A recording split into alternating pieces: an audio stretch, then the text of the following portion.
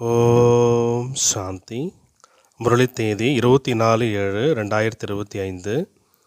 இன்றைய சாக்கார முரளியிலிருந்து பாபா கூறியுள்ள முக்கியமான கருத்துக்கள். பாபா சொல்கின்றார், இனிமையான குழந்தைகளே, நீங்கள் இந்த படிப்பின் மூலம் சாந்தி தாமத்தின் வழியாக தன்னுடைய சுகதாமத்திற்கு செல்கின்றீர்கள். இதுவே உங்களுடைய லட்சியம் மற்றும் குறிக்கோளாகும். இதை நீங்கள் ஒருபொழுதும் மறக்கக்கூடாது. பாபா என்ன சொல்கிறாங்க, இந்த படிப்பின் மூலமாக நமக்கு முக்தியும் கிடைக்குது, ஜீவன் முக்தியும் கிடைக்குது. உங்களோட லட்சியம் மற்றும் குறிக்கோள் என்ன? நான் பரந்தாம போயிட்டு சத்தியம் சொர்க்கத்திற்கு வர வேண்டும்.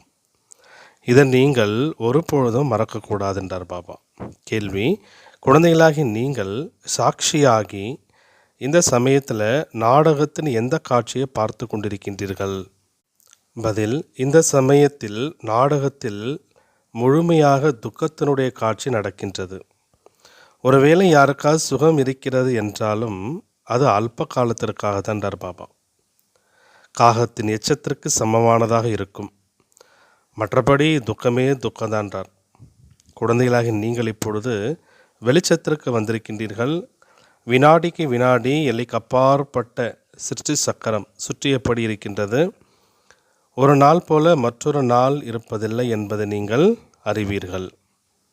முழு உலகத்தினுடைய நடிப்பு மாறியபடி இருக்கு, புதிய காட்சி நடந்தபடி இருக்கின்றார் பாபா. அதனால் இந்த சமயத்தில் நாடகத்தினுடைய எந்த காட்சி நாம் பார்த்துட்ருக்கோம், துக்கத்தினுடைய பாட்டு இருக்கின்ற, அது கூட முழுசாக துக்கத்தினுடைய பாட்டு இருக்குது. அப்படியே யாருக்காவது சுகம் கிடைச்சாலும் கூட பார்த்தீங்கன்னா அது அல்ப காலத்திற்காக தான்டார். மற்றபடி என்ன இருக்குது உலகத்தில்? துக்கமே துக்கமாக தான் இருக்குது. ஏன்னா வினாடிக்கு வினாடி பார்த்தீங்கன்னா எல்லைக்கு அப்பாற்பட்ட சிருஷ்டி சக்கரம் சுற்றியபடியே இருக்குது. ஒரு நாளை போல் மற்றொரு நாள் இருப்பதில்லை. முழு உலகத்தின் நடிப்பு மாறியபடி இருக்குது, புதிய காட்சி நடந்தபடி இருக்கின்றார். ஓம் சாந்தி. 2 முறை ஓம் சாந்தி. ஒன்று, பாபா சுய தர்மத்தில் நிலைத்திருக்கின்றார். மற்றொன்று, குழந்தைகளுக்கு கூட சொல்கிறார், தன்னுடைய சுய தர்மத்தில் நிலைத்திருங்கள். அதனால தான் பாபா 2 ஓம் சாந்தின்னு சொல்கிறாரு. மேலும் தந்தையை நினைவு செய்யுங்கள் என்று, சுய தர்மத்தில் நிலைத்திருங்கள் என வேறு யாருமே சொல்ல முடியாது. குழந்தைகளாகி உங்களுடைய புத்தியில் நிச்சயம் இருக்குது. நிச்சய புத்தி விஜயந்தி, அதாவது எங்கே நிச்சயம் இருக்கோ அங்கே வெற்றி இருக்கின்றார்.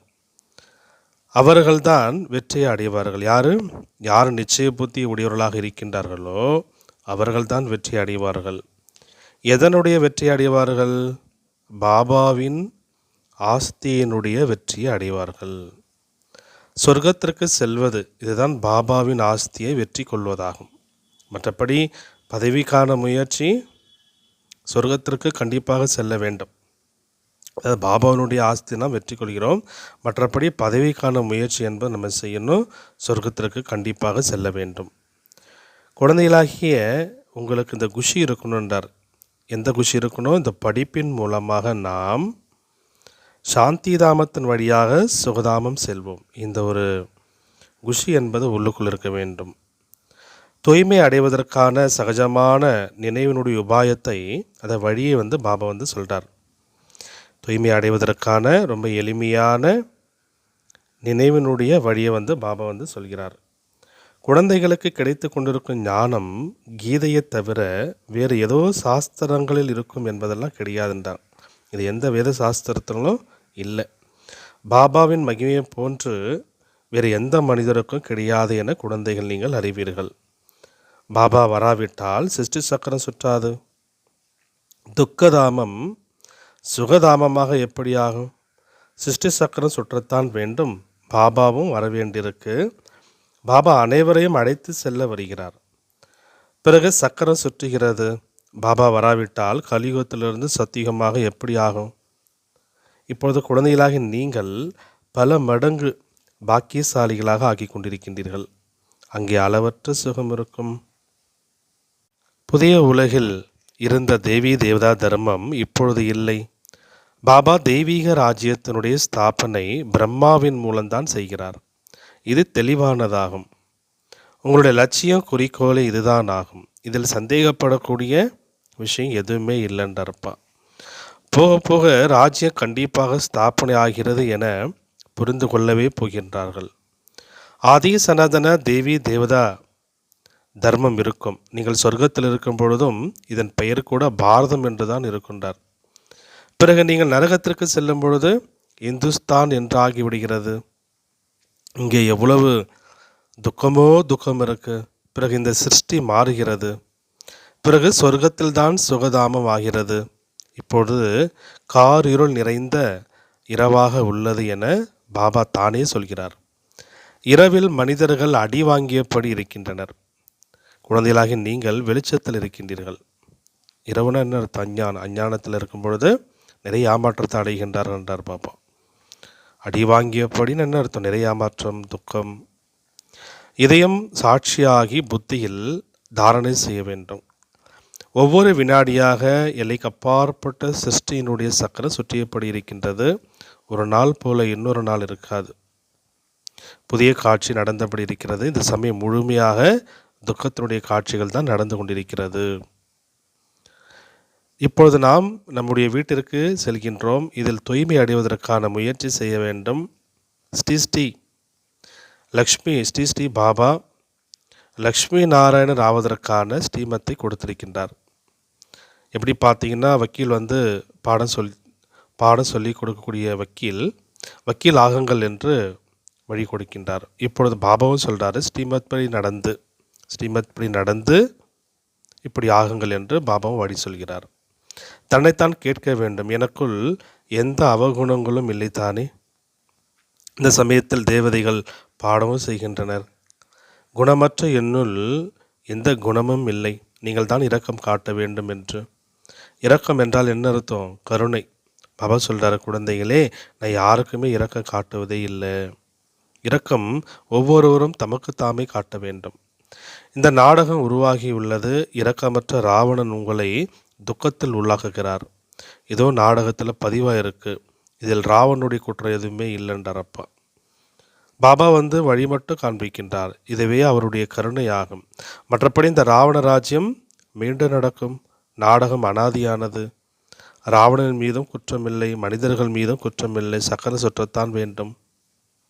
ராவனிடமிருந்து விடுவிப்பதற்காக பாபா யுக்திகள் சொன்னபடி இருக்கின்றார்.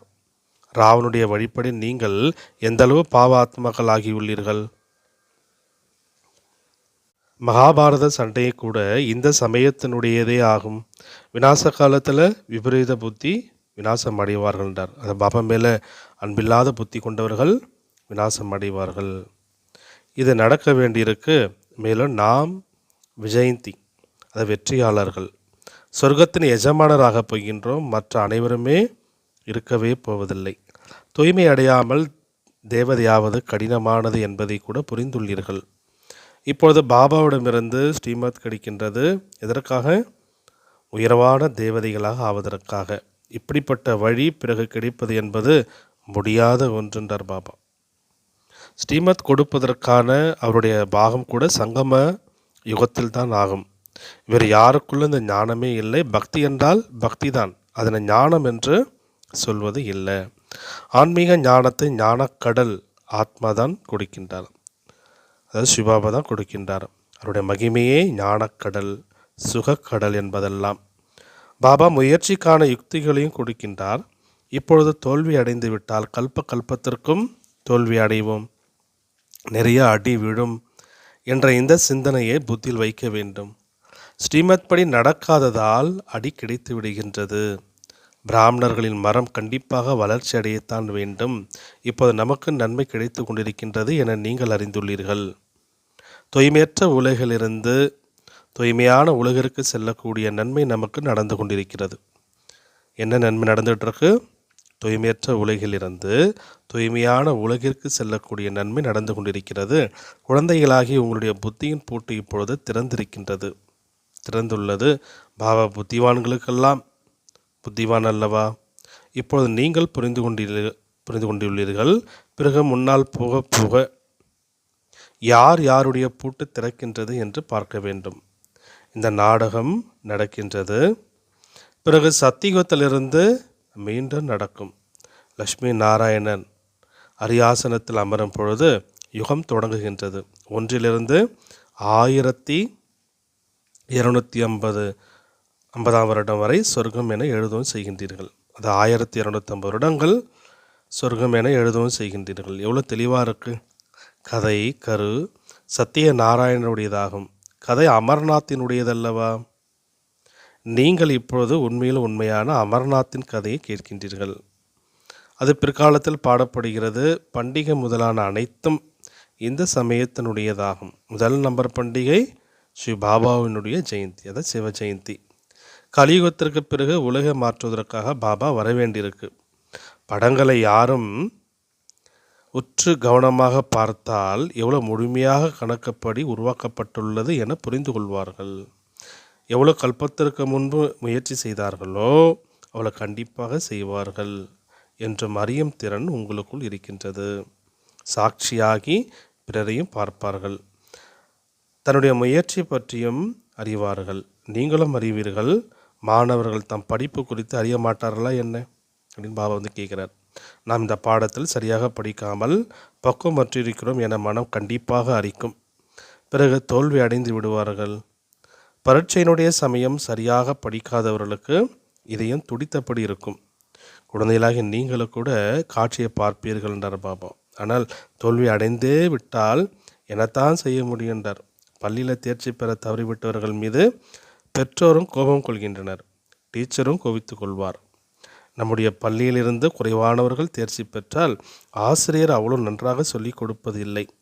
அதனால் குறைவானவர்கள் தேர்ச்சி பெற்றிருக்கிறார்கள் என புரிந்து கொள்ளலாம் என்று சொல்வார்கள். சென்டரில் யார் யார் நல்ல ஆசிரியர்கள் இருக்கின்றனர், எப்படி கற்பிக்கின்றனர் என பாபாவும் கூட அறிவார். அனைத்தும் தெரிந்துவிடும். மேகங்களை அழைத்து வர வேண்டும் என பாபா கூறுகிறார். சிறு குழந்தைகளை அழைத்து வந்தால் அவர்கள் மீது பற்று இருக்கின்றார், தனியாக வரணுன்றார். அப்போ புத்தி நல்ல விதமாக ஈடுபட்டிருக்கும். குழந்தைகளை அங்கும் கூட பார்த்து கொண்டுதானே இருக்கிறார்கள். இந்த பழைய உலகம் சுடுகாடாக ஆக உள்ளது என பாபாவும் சொல்கிறார். புதிய வீடு கட்டுகிறார்கள் என்றால் புத்தியில் இருக்கின்றதல்லவா புதிய வீடு கட்டப்பட்டு கொண்டிருக்கிறது என்று. வேலை முதலானவைகளை செய்தபடி இருக்கின்றனர். ஆனால் புத்தி புதிய வீட்டின் பக்கம் இருக்கும். அமைதியாக அமர்ந்து விடுவதில்லை. அது எல்லைக்குட்பட்ட விஷயம். இது எல்லைக்கு அப்பாற்பட்ட விஷயம். அனைத்து காரியங்களும் செய்தபடி நினைவும் இருக்கணுன்றார். இப்போ நான் வீட்டிற்கு சென்று பிறகு தன்னுடைய ராஜ்யத்திற்கு வரப்போகின்றோம். அப்போ அபாரமான குஷி இருக்கும். பாபா சொல்கிறார், குழந்தைகளே, உங்கள் குழந்தைகள் முதலானவர்களை பார்த்து கொள்ளவும் வேண்டும். ஆனால் புத்தி பாபாவுடன் ஈடுபட்டிருக்க வேண்டும். நினைவு செய்யாவிட்டால் பிறகு தூய்மையை அடைய முடியாது. நினைவின் மூலம் தூய்மை, ஞானத்தின் மூலம் வருமானம். இங்கே அனைவருமே தூய்மையற்றவர்கள். இரு கரைகள் இருக்கின்றன. பாபாவை படகோட்டி என்று சொல்கின்றனர். இரு கரைகள் என்ன அர்த்தம்? இந்த பக்கம் நரகம், அந்த பக்கம் சொர்க்கம். பாபாவை படகோட்டி என்று சொல்கின்றனர். ஆனால் அர்த்தத்தை புரிந்து கொள்வது இல்லை. தந்தை அந்த கரைக்கு, அதாவது சொர்க்கத்திற்கு அழைத்து செல்கிறார் என நீங்கள் அறிவீர்கள். நாம் தந்தையை நினைவு செய்வது மிகவும் அருகாமையில் சென்று கொண்டிருக்கிறோம் என ஆத்மா தெரிந்து கொண்டிருக்கிறது. தந்தையை நினைவு செய்து மிகவும் அருகாமையில் சென்று கொண்டிருக்கின்றோம் என ஆத்மா தெரிந்து கொண்டிருக்கின்றது. படகோட்டி எனும் பெயர் கூட அர்த்தத்துடன் வைக்கப்பட்டுள்ளது. எதுவும் புரியாதவர்கள் இங்கே வரக்கூடாது என்று நீங்கள் புரிந்து கொள்கின்றீர்கள். பாபாவின் தரப்பிலிருந்து தடை விதிக்கப்படுகின்றது. நிச்சயம் இல்லாவிட்டால் ஒருபொழுதும் அழைத்து வரக்கூடாது. கொஞ்சமும் புரிந்து கொள்ள மாட்டார்கள். முதலில் 7 நாட்கள் கோர்ஸ் கற்றுக் கொடுங்கள். சிலருக்கு 2 நாளில் அம்பு தைத்து விடுகின்றது. நன்றாக தைத்து விட்டது என்றால் பிறகு விட மாட்டார்கள். நாங்கள் மேலும் 7 நாட்கள் கற்போம் என்று சொல்வார்கள். இவர்கள் இந்த குலத்தை சேர்ந்தவர்கள் என நீங்கள் சட்டென புரிந்து கொள்வீர்கள். கூர்மையான புத்தி உள்ளவர்கள் பாபாவை அலட்சியப்படுத்த மாட்டார்கள். நல்லது, ஒரு வேளை போய்விட்டாலும் இன்னொன்று கிடைத்துவிடும். குழந்தைகள் அன்பான மன்னம் உள்ளவர்களின் வேலை முதலானவை எதுவும் விடுபடாது. அவர்களே ஆச்சரியப்படுவார்கள். சில குழந்தைகள் தம் கணவர்மார்களின் புத்தியை மாற்ற சொல்லி கேட்கின்றனர்.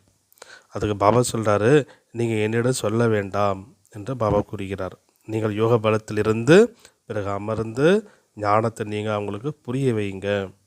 பாபா யாருடைய புத்தியை மாற்றுவதில்லை என்றார்.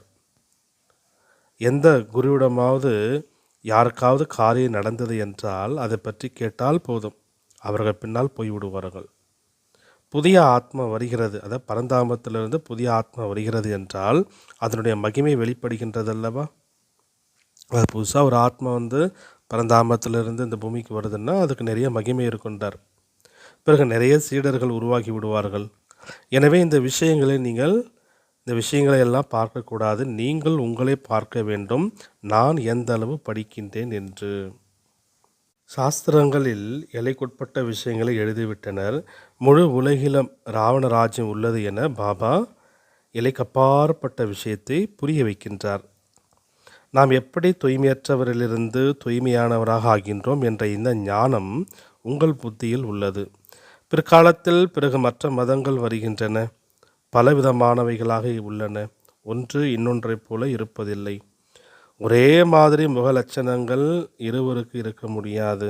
இது உருவாக்கப்பட்டுள்ள விளையாட்டாகும். அது மீண்டும் மீண்டும் நடந்தபடி இருக்கும். பாபா குழந்தைகளுக்கு அமர்ந்து புரிய வைக்கின்றார். நேரம் குறைந்து கொண்டே போகின்றது. தனக்குள் சோதித்து கொள்ளுங்கள், நாம் எந்த அளவு குஷியில் இருக்கின்றோம் என்று. நாம் எந்த விக்கிரமங்களும் செய்யக்கூடாது. புயல் காற்றுகள் வரவே செய்கின்றார். பாபா புரிய வைக்கின்றார், குழந்தைகளே, உள்நோக்கு முகம் உள்ளவராக ஆகி தன்னுடைய சாற்றை வைத்தீர்கள் என்றால் என்னென்ன தவறுகள் ஏற்படுகின்றனவோ அவைகளை நீங்கள் உணர முடியும். இது யோக பலத்தின் மூலம் தன்னை மன்னித்து கொள்வது போலாகும். பாபா எதுவும் மன்னிப்பது கிடையாது. நாடகத்தில் மன்னிப்பு என்ற வார்த்தையே கிடையாதுன்றார். நீங்கள் உங்களுடைய முயற்சியை செய்ய வேண்டும். பாவங்களுக்கான தண்டனைகளை மனிதர்கள் தாமே அனுபவிக்கின்றனர்.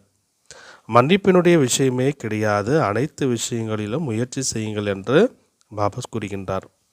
முயற்சி கூட குழந்தைகள் வரிசைக்கிரமமாக செய்கின்றனர். தன்னுடைய நேரத்தை பிறகு இவருடைய அதிர்ஷ்டத்தில் இவ்வளவுதான் உள்ளது என சொல்லிவிடுகின்றனர். அதான் முயற்சி கூட குழந்தைகள் வரிசைக்கிரமமாக செய்கின்றனர். பிறகு இவங்களுடைய அதிர்ஷ்டத்தில் அதை சரியாக முயற்சி பண்ணலை அப்படின்னா இவங்களுடைய அதிர்ஷ்டத்தில் இவ்வளோதான் உள்ளது என சொல்லிவிடுகின்றனர். தன்னுடைய நேரத்தை வீணாக்குகின்றனர். பல பிறவிகளுக்கும் கல்பத்திற்கும் உயர்ந்த பதவியை அடைய முடியாது. தனக்கு நஷ்டத்தை ஏற்படுத்தி கொள்ளக்கூடாது என இப்பொழுது சேமிப்பாகின்றது. பிறகு நஷ்டத்தில் சென்று விடுகின்றீர்கள். ராவண ராஜ்யத்தில் எவ்வளோ நஷ்டம் ஏற்படுகிறது. நல்லது. தாரணைக்கான முக்கிய சாரம். ஃபர்ஸ்ட் பாயிண்ட், உள்நோக்க முகம் உள்ளவராக ஆகி தன்னை சோதிக்க வேண்டும். தவறுகளை உணர்ந்து யோக பலத்தின் மூலம் மன்னிக்க வேண்டும். தன்னுடைய முயற்சியை செய்ய வேண்டும். செகண்ட் பாயிண்ட், தந்தையிடமிருந்து கிடைக்கும் வழியில் முழுமையாக நடந்து தன் மீது தானே இரக்கம் காட்ட வேண்டும். சாட்சியாகி தன்னுடைய மற்றும் பிறருடைய முயற்சியை பார்க்க வேண்டும். ஒருபொழுதும் தனக்குத்தானே நீங்கள் நஷ்டத்தை ஏற்படுத்தி கொள்ளக்கூடாது. வரதானம், உலக நன்மைக்கான விருப்பத்தின் மூலமாக ஒவ்வொரு ஆத்மாவின் பாதுகாப்பிற்கான திட்டத்தை உருவாக்கக்கூடிய உண்மையான கருணை உள்ளம் உடையவர் ஆகுக. பாபா நமக்கு என்ன வரதானம் கொடுக்குறாங்க? உண்மையான கருணை உள்ளம் உடையவர் ஆகுக. விளக்கம், நிகழ்கால நேரத்தில் அநேக ஆத்மாக்கள் தனக்கு அமங்கலம் நடப்பதற்கு தானே காரணமாக ஆகி கொண்டிருக்கின்றார்கள். அதாவது தனக்கு தீமை ஏற்படுத்தி கொள்வதற்கு தானே காரணமாக ஆகி கொண்டிருக்கின்றார்கள். அவர்களுக்காக கருணை உள்ள உடையவராக ஆகி ஏதேனும் திட்டமிடுங்கள். எந்த ஒரு ஆத்மாவின் நடிப்பை பார்த்தும் தாங்கள் தொந்தரவு அடையாதீர்கள். ஆனால் அதிலிருந்து பாதுகாப்பிற்கான வழியை யோசியுங்கள். இதெல்லாம் நடக்கத்தான் செய்யும். மரம் என்றால் உதிரத்தான் செய்யும் என்பது கிடையாது. வரும் தடைகளுக்கு முடிவு கட்டுங்கன்றார் அப்பா. விஸ்வ கல்யாணக்காரி மேலும் விக்ன விநாசக்கு என்று என்ன பட்டங்கள் கிடைத்திருக்கின்றதோ அதன் அனுசாரம் எண்ணம், சொல், செயலில் கருணை உள்ள உடையவராக ஆகி சூழ்நிலையை மாற்றம் செய்வதற்கு உதவியாளராக நீங்கள் ஆகுங்கள். ஸ்லோகன், யார் தன்னுடைய புத்தியின் மீது கவனம் என்ற காவலாளியை போடுகின்றார்களோ, அதாவது கண்காணிக்கின்றார்களோ, அவர்களே கர்ம யோகியாக ஆக முடியும். அவ்வக்த சபிஞை, சங்கல்ப சக்தியை சேமிப்பதன் மூலமாக உயர்ந்த சேவைக்கு நிமித்தமாக ஆகுங்கள். கடைசி காலகட்டத்தில் சோதனைத்தாளின் கடைசி கேள்வி ஒரு நொடியில் முற்றுப்புள்ளி வைப்பதற்கானதாக இருக்கின்றார். இதன் அடிப்படையில் தான் நம்பர் கிடைக்கும். ஒரு நொடியை தாண்டி எடுத்துக்கொண்டால் தோல்வி அடைந்தவராக ஆவீர்கள். ஒரு பாபா மற்றும் நான் மூன்றாவதாக எந்த ஒரு விஷயம் வரக்கூடாது. நான் இதை செய்வேன், இதை பார்த்து கொள்வேன், இது நடந்ததா அல்லது நடக்கவில்லையா, இவ்வாறு எந்த எண்ணமும் வரக்கூடாது.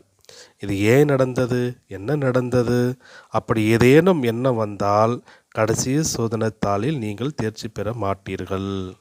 ஓம் சாந்தி.